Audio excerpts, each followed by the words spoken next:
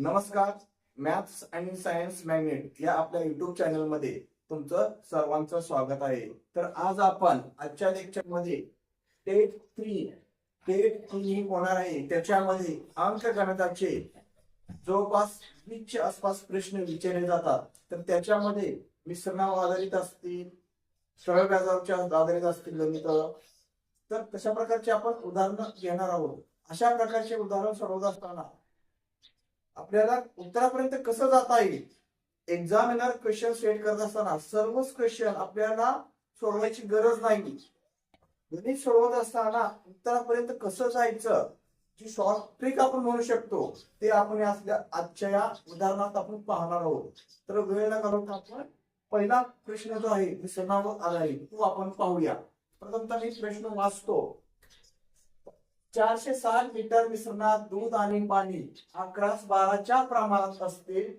मिश्रणात किती लिटर दूध मिसळावे जेणेकरून त्यामध्ये दूध आणि पाणी 3:2 या प्रमाणात होईल. तर बघा, असा स्वरूपाचा प्रश्न कसा सोडवायचा. तर किती सांगितलंय, 460 लिटर मिश्रण, 460 लिटरचं मिश्रण आहे. तर त्या दूध आणि पाणी यांचं गुणोत्तर किती आहे, 11. एक मिनिट, या ठिकाणी मी मिल्क लिहितो. मिल्क मी एम ने दर्शवतो, तर वॉटर मी डब्ल्यू ने या ठिकाणी दाखवण्याचा प्रयत्न करतो.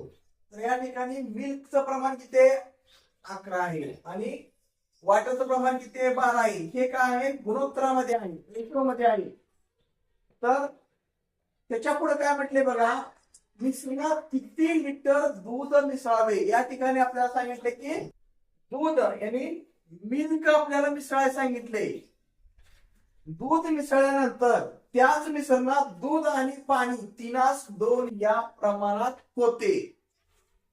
तर आपल्याला त्या मिश्रणामध्ये किती लिटर दूध मिसळावे लागेल, म्हणजे आपल्याला किती लिटर दूध मिसळावे लागेल, म्हणजे 3:2 नवीन मिश्रणाचं प्रमाण होईल. तर मग कसं करायचं अशा वेळे, तर अशा वेळेला काय करायचं बघा, या ठिकाणी 3:2 प्रमाण दिलेलं आहे. आपलं नवीन मिश्रण 3:2 हे प्रमाण दिलेलं आहे. तर या ठिकाणी आपल्याला काय दूध मिसळा सांगितले. मग आपल्याला जे पाणी आहे, वॉटर आहे, हे मिसळून चालणार आहे का, हे आपल्याला समान ठेवायला लागणार आहे. जरी गुणोत्तरच असले तरी पण आपल्याला दोन्हीचा रेशो हा समान ठेवणं गरजेचं आहे. तर आता या ठिकाणी बघा, पहिल्या मिश्रणामध्ये 12 या रेशो मध्ये पाणी आहे. तर या ठिकाणी नवीन मिश्रणामध्ये 2च या रेशो मध्ये पाणी आहे. तर आपल्याला काय करावं लागणार आहे, या 2ला आपल्याला काय करावं लागणार आहे, 6 ने गुणावं लागणार आहे. तर 6×12 होईल. पण या मिश्रणाच्या एका बाजूला 6 ने गुणले तर दुसऱ्या बाजूला सुद्धा आपल्याला 6 नेच गुणावं लागेल. मग नवीन काय येणार, 6×3=18 आणि 6×12. तर बघा आता पाणी समान आलं. आता या ठिकाणी बघा, 11 आणि 18 आहे. किती मध्ये वाढ झाली आहे, तर 7 रेशोची वाढ झाली. किती रेशोची झाली, 7 लिटरची. सॉरी, 7 लिटर नाही, 7 रेशो मध्ये आहे. हे आपण लिटर मध्ये सांगू शकत नाही, कारण हा रेशो आहे, गुणोत्तरात आहे. तर मग आता बघा, अशा वेळेला बघा ऑप्शन दिले, त्याला पुढे सोडवायची गरजच नाही. जे स्मार्ट वर्कर विद्यार्थी असतात ते काय करतात, सगळ्यांनी सोडवत बसत नाही, त्यांचा वेळ हा इथेच वाचतो. तर काय करायचं बघा, 7 आहे, 7 आता या ठिकाणी 7 रेशो आहे. तर 7च्या पट्टीमध्ये कुठला ऑप्शन दिसतो या ठिकाणी आपल्याला, 7 ने 160 ला भाग जातो का, नाही जात. 7 ने 150 ला भाग जातो का, नाही जात. 7 ने 180 ला भाग जातो का, जात नाही. फक्त जातो तो 140 लिटरला. अशा पद्धतीने टॉपर या ठिकाणी सोडवण्याचा प्रयत्न करतो, आपल्या वेळेची बचत करतो. तर यापुढे कसं सोडवायचं बघा, या ठिकाणी 7 रेशो आलाय. मला सांगा, ज्या वेळेस पहिला रेशो आहे, पहिलं मिश्रण आहे, याचा रेशो किती आहे, रेशो मध्ये यांची बेरीज किती होते, 11 आणि 12 13 रेशो. 13 रेशो बरोबर मिश्रण किती लिटर आहे, 460 लिटरचं आहे. या ठिकाणी मी 460 लिहितो. बघा, मग आता 1 रेशो बरोबर किती येणार, 13×13 13×2 26, म्हणजे 1 रेशो बरोबर 20 आलं. 1 रेशो बरोबर 20 प्रमाण आलं. तर या ठिकाणी बघा, 7 रेशो आला, म्हणजे 7 ही 1 रेशो बरोबर 7 आहे.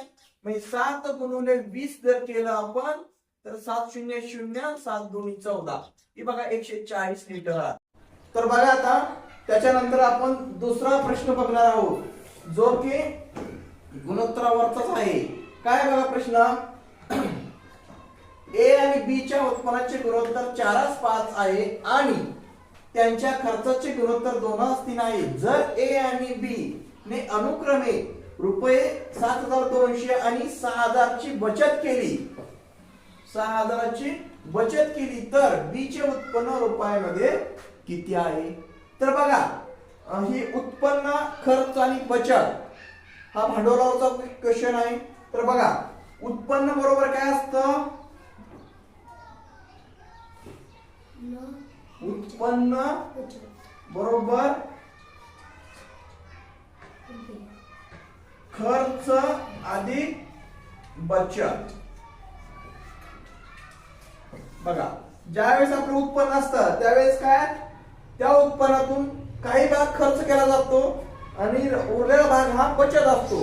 हे दोन्ही मुळे आपलं टोटल उत्पन्न असतं.